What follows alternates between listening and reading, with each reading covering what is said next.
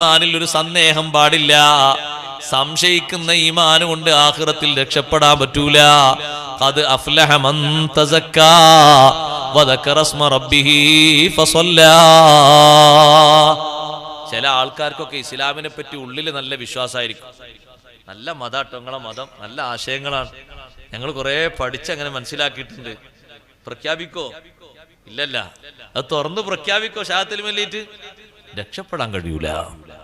ആഖിറത്തിൽ വിജയിക്കണോ? പരാജയം ഇല്ലാത്ത വിജയം അത് വേണോ നമുക്ക്? അതിന് മനസ്സ് നിറയെ ശുദ്ധി വേണം, ഈമാനികമായ ശുദ്ധി. നാവ് കൊണ്ട് അതിന്റെ പ്രഖ്യാപനവും വേണം. വദക്കറസ്മ റബ്ബിഹി. അതിന്റെ ഒരു കുറവല്ലേ സഹോദരങ്ങളെ അബൂ ത്വാലിബിനുണ്ടായത്? നരകത്തിലെ ഏറ്റവും ചെറിയ ശിക്ഷ ലഭിക്കുന്ന ആളല്ലേ മുത്ത് നബി സല്ലല്ലാഹു അലൈഹി വസല്ലം തങ്ങളെ മൂത്താപ്പയായ അബൂ ത്വാലിബ്. എന്താണ് അബൂ ത്വാലിബിന് പ്രശ്നമുണ്ടായത്? ഒന്നുമല്ല, അബൂ ത്വാലിബ് ഒന്ന് തുറന്നു പറയാൻ വിസമ്മതിച്ചു. ഉള്ളിൽ ഈമാനുണ്ടോ? ഉള്ളിൽ ഈമാനുണ്ട്. അത് പല രൂപത്തിൽ അബൂ ത്വാലിബ് പറഞ്ഞിട്ടുണ്ട്. ഉള്ളിൽ എനിക്ക് വിശ്വാസമുണ്ട് എന്നുള്ളത് പല രൂപത്തിലുള്ള വാക്കുകളെ കൊണ്ട് തെളിഞ്ഞിട്ടുണ്ട്. ഒരിക്കൽ അബൂ ത്വാലിബ് പറഞ്ഞു, ലഖദ് അലിംതു ബി അന്ന ദീന മുഹമ്മദി മിൻ ഖൈരി അദിയാനിൽ ബരിയത്തി ദീനാ ലൗലൽ മലാമതു ഔ മഖാഫു മസബ്ബതി ലവജത്തനി സംഹം ബിദാക മുബീനാ. എനിക്ക് ഉറപ്പുണ്ട് മുഹമ്മദ് നബി സല്ലല്ലാഹു അലൈഹി വസല്ലം ദീനാണ് ഏറ്റവും നല്ല ദീന്. ഒന്ന് തുറന്നു പറഞ്ഞൂടെ ഷാഹത്തലിമ? ഒന്ന് തുറന്നു പറഞ്ഞൂടെ? അതൊന്ന് തുറന്നു പറയാൻ വേണ്ടിട്ട് നബി സല്ലല്ലാഹു അലൈഹി വസല്ലം എത്ര അബൂ ത്വാലിബിന്റെ മുന്നിലിരുന്നു, എത്ര നിർദ്ദേശങ്ങൾ നൽകി. അബൂജഹലും കൂട്ടരും അപ്പുറത്ത് വന്നപ്പോഴേക്ക് അങ്ങോട്ട് മാറി, തുറന്നു പറഞ്ഞില്ല.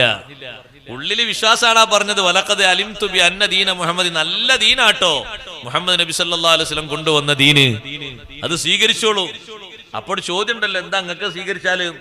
അതിന് മറുപടിയാണ് തൊട്ടു താഴെ പറഞ്ഞത്, ലൗലൽ മലാമതു ഔ മഖാഫു മസബ്ബതി. എന്റെ കൂട്ടുകാരും സമകാലികരുമായ ആൾക്കാരുടെ ആക്ഷേപം, അവരെന്നെ ചീത്ത പറയുമെന്ന പേടി, ഇതൊന്നും ഇല്ലെങ്കിൽ ഞാൻ തുറന്നു പറയുമായിരുന്നു. ആരെയും പേടിച്ചിട്ട് ആ ഈമാൻ അങ്ങനെ ചുരുട്ടിക്കൂട്ടി വെച്ചത് കൊണ്ട് അഹ്വനു അഹ്ലിന്നാരി അദാബൻ അമ്മീ അബൂ ത്വാലിബ്. നരകത്തിൽ ഏറ്റവും ചെറിയ ശിക്ഷ അനുഭവിക്കുന്ന ആള് എന്റെ മൂത്താപ്പ അബൂ ത്വാലിബാൻ. സഹോദരങ്ങളെ, സഹോദരിമാരെ, ആ ചെറിയ ശിക്ഷ പോലും ഉൾക്കൊള്ളാൻ പറ്റുന്നതല്ല. നിങ്ങൾ നോക്ക്, നിങ്ങളൊക്കെ നമ്മളൊക്കെ ധരിക്കുന്ന ചെരുപ്പ്, ആ ചെരുപ്പ് നല്ല റബ്ബറിന്റെ ചെരുപ്പുണ്ട്, അതുപോലെ തന്നെ തോലിന്റെ ചെരുപ്പുണ്ട്, വിവിധ തരം ചെരുപ്പ് കണ്ടിട്ടില്ലേ?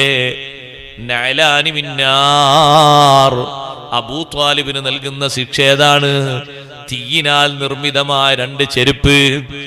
മരത്തിന്റെ ചെരുപ്പൊക്കെ മ്യൂസിയത്തിൽ പോയാൽ പഴയ കാലത്ത് ആൾക്കാർ ധരിച്ച മെതിയടിയൊക്കെ കാണാം. ഇരുമ്പിന്റെ ചെരുപ്പും ഒരുപക്ഷെ ഇവിടെ വാങ്ങാൻ കിട്ടിയെന്ന് വരും. തീയിന്റെ ചെരുപ്പ് എവിടെങ്കിലും വിൽക്കുന്നുണ്ടോ? നരകത്തിൽ അല്ലാഹു തആല കൊടുക്കുന്ന ശിക്ഷയാണ്. തീ കൊണ്ട് നിർമ്മിതമായ രണ്ട് ചെരുപ്പല്ലേ ധരിക്കാൻ കൊടുക്കുന്നത്. വ ഇന്നഹു ലയഗ്ലി മിൻഹുമാ ദിമാഗുഹു. ആ രണ്ട് ചെരുപ്പ് ധരിക്കുമ്പോഴേക്ക് തലച്ചോറ് തിളച്ചു മറിയുന്നു. വേദനയും അതിന്റെ എല്ലാ ശക്തിയും തലച്ചോറിലേക്ക് എത്തിപ്പോയി. ചെരുപ്പ് ധരിച്ചത് കാലിലാണ്, തിളച്ചു മറിയുന്നത് തലച്ചോറാണ്. സുബ്ഹാനല്ലാഹ്, ചെറിയ ശിക്ഷ എന്ന് പരിചയപ്പെടുത്തിയ ശിക്ഷ തന്നെ എത്ര ഗൗരവമാണ്. അബൂ ത്വാലിബിന് അങ്ങനെ ശിക്ഷ കൊടുക്കാനുള്ള കാരണം ഈമാനിന്റെ സൗന്ദര്യത്തിന്റെ കുറവാണ്. എത്ര സൗന്ദര്യമുള്ള ഈമാനാണ്. നിങ്ങൾ ഫലസ്തീനിലെ കുട്ടികളെ ഈമാൻ കണ്ടില്ലേ? നിങ്ങളൊക്കെ വായിച്ചില്ലേ? വാർത്താ മാധ്യമങ്ങളിലൂടെ കണ്ടില്ലേ? ബോംബ് പൊട്ടിയിട്ട് തലക്ക് പരിക്ക് പറ്റിയിട്ട് രക്തം ഒലിക്കുന്ന, തലയോട്ടി മുഴുവനും പിളരാൻ പോകുന്ന ഒരു ചെറിയ കുട്ടിയോട്, അനുജനോട് ജേട്ടൻ പറഞ്ഞു കൊടുക്കുന്നു, മോനെ ചൊല്ല് ലാ ഇലാഹ ഇല്ലല്ലാഹ്. ആ കുട്ടി മരണത്തോട് മുഖാമുഖം കാണുകയാണ്.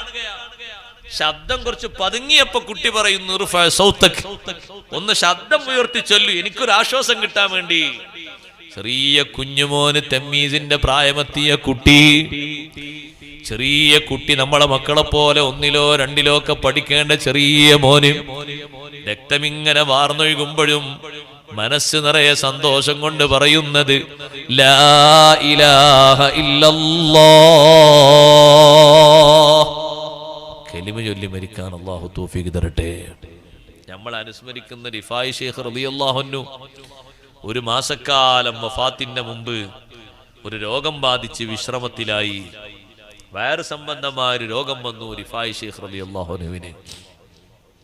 ഒരു മാസം മഹാനവറുകൾ കിടപ്പിലാണ്, ഇബാദത്തൊന്നും മുടങ്ങിയിട്ടില്ല. പക്ഷേ വഫാത്തിന്റെ നേരത്ത് മഹാനവറുകൾ എഴുന്നേറ്റു. മുഅ്മിനീങ്ങളെ, വഫാത്തിന്റെ നേരം സന്തോഷായി കിട്ടിയാൽ അത്ര വലിയ സന്തോഷം ദുനിയാവിൽ വേറെ ഒന്നുമില്ല. ഈമാനിന്റെ ഏറ്റവും വലിയ റിസൾട്ട് വരുന്ന നേരമാണ് മൗത്തിന്റെ നേരം. കലിമ ചൊല്ലി മരിക്കാൻ കഴിയാന്ന് പറഞ്ഞാൽ എത്ര വലിയ ഭാഗ്യമാണ്. മരണത്തെപ്പറ്റി മുൻകൂട്ടിയുള്ള അറിവ് കിട്ടിയാൽ അതെത്ര ഭാഗ്യമാണ്. മരണത്തെപ്പറ്റി മുൻകൂട്ടിയ അറിവ് പല മഹാന്മാർക്കും കിട്ടിയില്ലേ?